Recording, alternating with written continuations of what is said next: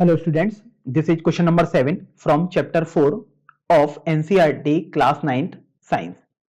Here we have to define valency by taking examples of silicon and oxygen. तो आपसे बोला गया है कि वैलेंसी को आप डिफाइन करो और आपको एग्जाम्पल के तौर पर सिलिकॉन और ऑक्सीजन भी बताना है कि आखिर इनकी वैलेंसी क्या होती है। तो सबसे पहले वैलेंसी को समझ लेते हैं। Valency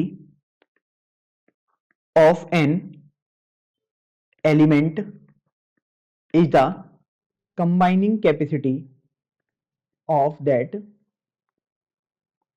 element। मतलब वैलेंसी जो होगी वो आउटर मोस्ट सेल में कितने इलेक्ट्रॉन का कंबाइनिंग कैपेसिटी पर निर्भर करेगी। मतलब जितने इलेक्ट्रॉन वो अपनी कंप्लीट आउटर मोस्ट सेल को भरने के लिए चाहिए होंगे उसे, या तो उनका वो साझा करे या उनको लेन देन में जब वो यूज करेगा, तो उसी से वैलेंसी बनेगी।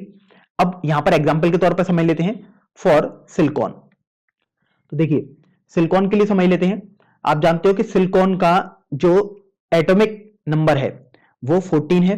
तो मैं यहां पर लिख देता हूं एटॉमिक नंबर 14 है। तो अगर आप इलेक्ट्रॉन डिस्ट्रीब्यूशन देखेंगे सिलिकॉन में, तो चलिए उसको हम देखते हैं यहां पर। तो आप जानते हो 2 8 18 करके आएंगे वो अपने पास 2n² वाले फॉर्मूले से, मतलब 2 8।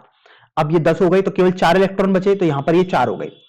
अब आप जानते हो कि ये 8 इलेक्ट्रॉन तो आउटर मोस्ट सेल में पूरा करने के लिए उसे चाहिए होंगे, लेकिन आउटर मोस्ट सेल में तो हम यहां देख रहे हैं 4 ही इलेक्ट्रॉन है।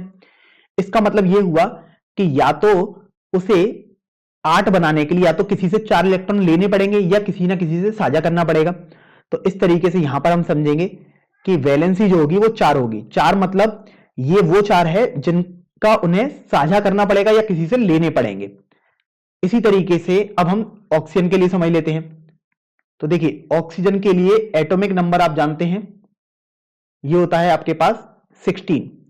तो सॉरी, ये तो हमें एटॉमिक नंबर लिखना है, तो ऑक्सीजन का तो एटॉमिक नंबर 8 होता है। तो अगर हम अब ऑक्सीजन में इलेक्ट्रॉन डिस्ट्रीब्यूशन देखें तो आप जानते थे 2 8 18 कुछ इस तरीके से आपके पास आता है। तो अगर इलेक्ट्रॉन डिस्ट्रीब्यूशन अब ऑक्सीजन के में देखेंगे तो 2 चलिए पहले आपने भर दिया। अब आपको तो 8 पूरा करना है, तो अगले वाले में केवल 6 ही आ पाएंगे। लेकिन आपको पता है कि 8 हमें कंप्लीट करने होते हैं, लेकिन यहां तो 6 हैं। इसका मतलब अब इसे 2 इलेक्ट्रॉन की जरूरत है। 2 इलेक्ट्रॉन की जरूरत है, इसका मतलब ये 2 इलेक्ट्रॉन या तो किसी से लेगा या 2 इलेक्ट्रॉनों का ये साझा करेगा। इसका मतलब यहां पर जो ऑक्सीजन की वैलेंसी होगी ये 2 हो जाएगी। तो इस तरीके से हमने यहां पर समझ भी लिया कि आखिर कंबाइनिंग कैपेसिटी क्या होता है और वैलेंसी उससे कैसे रिलेटेड है।